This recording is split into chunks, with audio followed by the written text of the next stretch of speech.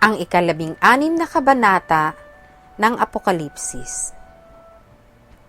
At narinig ko ang isang malakas na tinig na mula sa santuaryo na nagsasabi sa 7 anghel, "Humayo kayo at ibuhos ninyo ang 7 mangkok ng kagalitan ng Diyos sa lupa." At humayo ang una at ibinuhos ang kanyang mangkok sa lupa at naging sugat na masama at mabigat sa mga taong may tanda ng hayop na yaon at nangagsisamba sa kanyang larawan. At ibinuhos ng 2 ang kanyang mangkok sa dagat at naging dugo na gaya ng isang patay at bawat kaluluwang may buhay sa makatwid ay ang nanga sa dagat ay nangamatay. At ibinuhos ng 3 ang kanyang mangkok sa mga ilog at sa mga bukal ng tubig at nangaging dugo.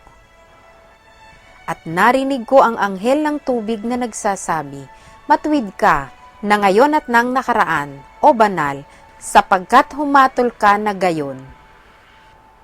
Sapagkat ibinuhos nila ang dugo ng mga banal at ng mga propeta, at pinainom mo sila ng dugo, ito'y karapat-dapat sa kanila." At narinig ko ang dambana na nagsasabi, "Oo, o Panginoong Diyos, na makapangyarihan sa lahat, tunay at matuwid ang iyong mga hatol."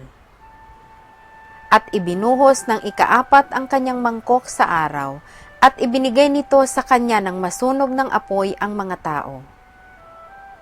At nangasunog ang mga tao sa matinding init, at sila'y namusong sa pangalan ng Diyos na may kapangyarihan sa mga salot na ito, at hindi sila nangagsisi upang siya'y luwalhatiin. At ibinuhos ng 5 ang kanyang mangkok sa luklukan ng hayop na yaon, at nagdilim ang kaniyang kaharian, at nginatngat nila ang kanilang mga dila dahil sa hirap.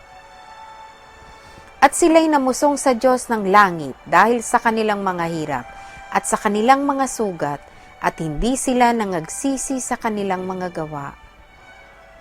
At ibinuhos ng 6 ang kanyang mangkok sa malaking ilog na Euphrates, at natuyo ang tubig nito, upang mahanda ang dadaanan ng mga haring mula sa sikatan ng araw.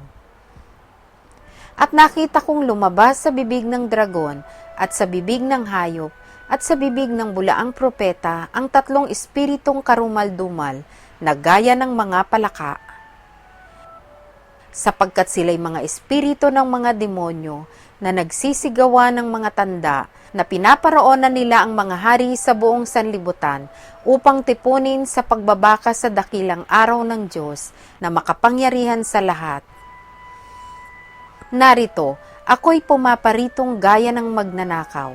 Mapalad siyang nagpupuyat at nag-iingat ng kanyang mga damit na baka siya'y lumakad na hubad at makita nila ang kanyang kahihiyan. At tinipon sila sa dako na sa Ebreo ay tinatawag na Armageddon.